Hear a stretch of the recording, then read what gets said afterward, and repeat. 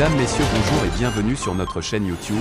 Ici nous vous donnons la clé, alors si vous êtes nouveau, abonnez-vous et cliquez sur la cloche de notification pour ne plus rien manquer. Cela fait, on peut commencer. Afrique et Russie.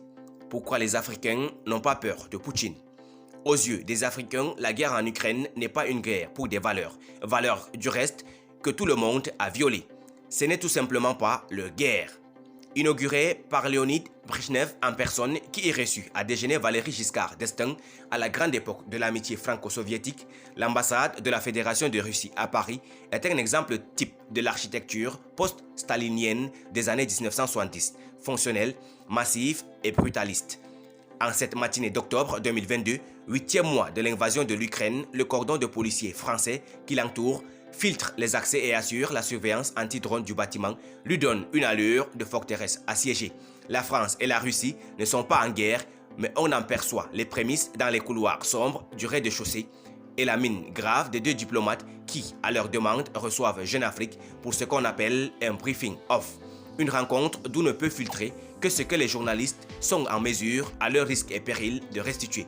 Alexander Makogonov, porte-parole, et Ilya Tikhonov, secrétaire chargé de l'Afrique, sont jeunes, policés et parfaitement francophones.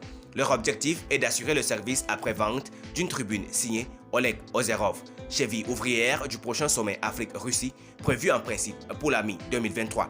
Ce qu'ils font, il faut le reconnaître, avec un certain talent et juste ce qu'il faut de conviction pour ne pas apparaître comme de simples propagandistes. Élément de langage clé de nos deux interlocuteurs. La France n'est pas notre ennemi, même si elle se comporte comme telle. Nous ne demandons pas aux Africains de couper leurs relations avec Paris. Nous ne leur disons pas « soutenez notre opération spéciale en Ukraine ou nous allons vous punir ».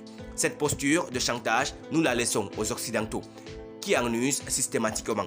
Nous n'obligeons pas les Africains à choisir un camp contre l'autre, même s'ils doivent savoir que nous sommes dans le même camp qu'eux. Diffusé auprès de plusieurs médias du continent et intitulé « L'Afrique a son droit souverain de choisir ses partenaires », la tribune de l'ambassadeur Ozerov prétend démontrer que le système coercitif appliqué aujourd'hui à la Russie par les Américains et les Européens est prêt à servir à l'encontre de tout pays du continent rétif à l'absorption des standards de gouvernance et d'alignement décrétés par l'Occident. Blocage des systèmes de paiement et des chaînes logistiques, gel des avoirs financiers des dirigeants.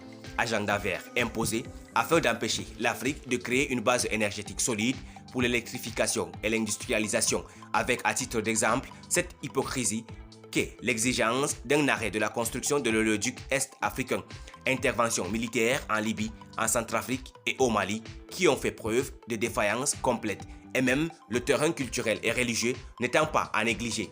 Injonction adhérée à la saga du genre avec rénonciation à la division naturelle des sexes.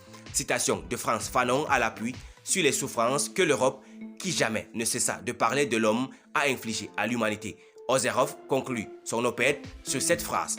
Un demi-siècle plus tard, nous voilà revenus à la lutte postcoloniale qui prend aujourd'hui un essor global.